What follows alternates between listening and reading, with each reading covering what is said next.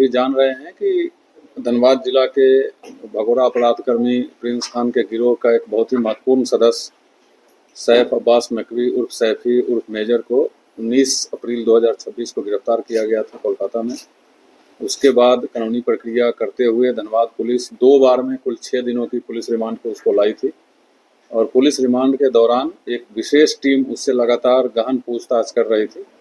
पूछताछ खत्म होने के बाद और पुलिस रिमांड की अवधि समाप्त होने के बाद कल उसको माननीय न्यायालय के आदेशानुसार जेल में जमा करा दिया गया था। क्योंकि पुलिस रिमांड के दौरान हुए पूछताछ में बहुत ही महत्वपूर्ण बातें उसने बताई है गिरोह के बारे में, गिरोह के संचालन के बारे में, गिरोह के सपोर्टर्स के बारे में एंड 2018 से लेकर के 2026 तक की जो भी घटनाएं हुई है उस घटना में उस गिरोह का क्या रोल था, कौन कौन से लोग शामिल थे, किस किस रूप में शामिल थे, बहुत ही विस्तृत रूप से उसने बताया है।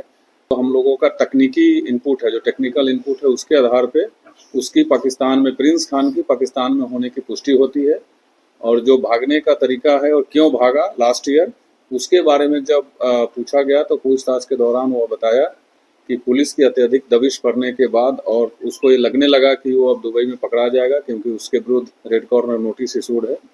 तो उसके घर में एक काम करने वाली नौकरानी जो पाकिस्तानी थी उसके सहारे वो डंकी रूट से ओमान होते हुए पाकिस्तान पहुंचा और अभी भी उसी नौकरानी के घर में पाकिस्तान में वो वहाँ रह रहा है और जब से वो गया है तब से दुबई नहीं आया है। और उसके जाने के बाद उसकी जो 2 पत्नी हैं, उसका भाई है गोपी खान और गोपी खान का शाला है ऋतिक खान, ये लोग अभी यूनाइटेड अरब एमिरेट्स यूएई के एक एमिरेट्स में जो अजमान है वहाँ लोग रह रहे हैं। और कि पूरा का पूरा काम सैफी करता था। उसका कहना है कि प्रिंस खान एक नंबर का डरपोक आदमी है, उससे आज तक कोई चूहा भी नहीं मरा है और वो मेरे सहारे ही इन द सेंस सैफी के सहारे ही गैंग चला रहा था और हमको नौकर बना करके रखना चाहता था और जो हमारी हिस्सेदारी होती थी वो भी सही समय पे नहीं देता था। इनफैक्ट उसका कहना है कि इतना डरपोक था कि जब धनबाद जेल में अमन सिंह की हत्या की खबर उसको मिली तो वो बेहोश हो गया था और उसको बेहोशी की हालत में डॉक्टर के पास ले जाना पड़ा था। तो इस जब सारा काम हम लोग कर रहे थे उसके बाद भी हम लोगों को नौकर समझ के रखता था, इसीलिए मैं उस गिरोह से अलग हो करके और अपना काम करने का प्लान बनाया। और जब वो पाकिस्तान जाने का प्लान किया तो उसने सैफी को भी बोला कि पाकिस्तान चलो। उसके बाद सैफी ने जब इनकार किया तो और दोनों में थोड़ी दूरी बढ़ गई और उसके बाद सैफी अलग हो करके अपना रंगदारी का काम करने लगा। उसके बाद जब अगेन पुलिस की दबिश बढ़ी तो सैफी पकड़ा गया। ये उसका खुलासा है। जो कुछ महत्वपूर्ण कांड है उसके बारे में जब पूछा गया तो 2021 में, 22 में, 23 में, 24 में जो भी कांड हुए हैं उसमें जितने भी घटनाएं घटित हुई गिरोह के द्वारा उसके बारे में भी डिटेल बताया गया। तो कांड बार जो गिरोह के लोग भी जिक्र करते हैं उपेंद्र सिंह हत्याकांड, उसके बारे में एक बहुत ही महत्वपूर्ण खुलासा किया गया कि उसका उपेंद्र सिंह का हत्या उसकी पत्नी के द्वारा रचे गए षड्यंत्र के कारण ही हुई थी। वो कुछ अवैध संबंध का इशू था तो उसकी पत्नी ही षड्यंत्र करके और इन लोगों के माध्यम से उस घटना को अंजाम दिलाया गया है। उसके बाद जब गिरोह के संचालन और सपोर्टर्स के बारे में पूछताछ की गई तो उसके द्वारा बताया गया है, कई नाम भी लिए गए हैं कि यहाँ के कई ऐसे सफ़ेदपोश लोग हैं, बिजनेसमैन हैं, राजनेता हैं, मीडिया के कुछ लोग हैं, व्यापारी हैं, कुछ दुकान वाले भी हैं, जो लोग उसको मदद करते हैं कई अलग अलग रूप से, जिसका नाम भी उसने लिया है। बट चूंकि अभी ये सारे चीज़ काफ़ी संवेदनशील है तो हम लोग इसको गहराई से भी जांच कर रहे हैं और जांच करने के बाद साक्ष्य जुटा रहे हैं। साक्ष्य जुटाने के बाद फिर सब कुछ आपके सामने में होगा।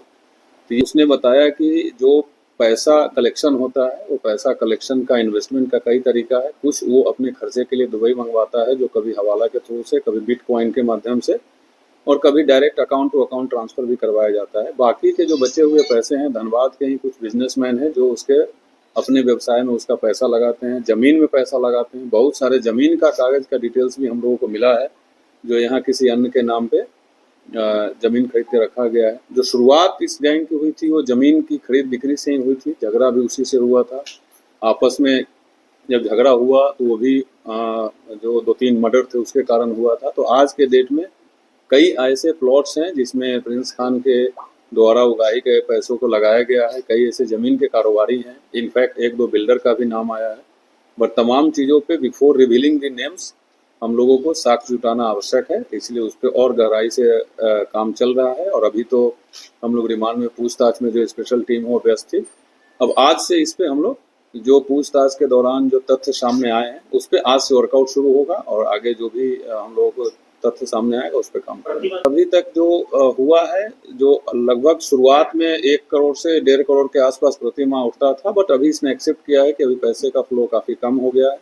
लेकिन अभी भी पांडरपाला, वासेपुर के कई लोग हैं, धनबाद के कई बिजनेसमैन हैं जो इफ नॉट एवरी मंथ लेकिन कभी कभी इसको पैसा पहुंचाते रहते हैं। इनफैक्ट दिसंबर माह में ही एक बिजनेसमैन के द्वारा 20 लाख रुपए देने की बात आई है। इन सारी तथ्यों पर, इन सारी जानकारियों पर हम लोग और साक्ष्य इकट्ठा कर रहे हैं। मैं किसी पर आरोप नहीं लगा रहा हूँ। मैं जो आपको जानकारी दे रहा हूँ वो एक अपराध कर्मी के द्वारा दिए गए बयान के आधार पे आपको बता रहा हूँ।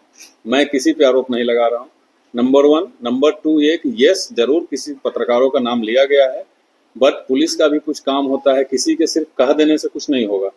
उसने नाम भी लिया है, बट बिफोर रिवीलिंग नेम्स ये जरूरी है कि उसके द्वारा बताए गए चीज़ों के बारे में साक्ष्य जुटाया जाए।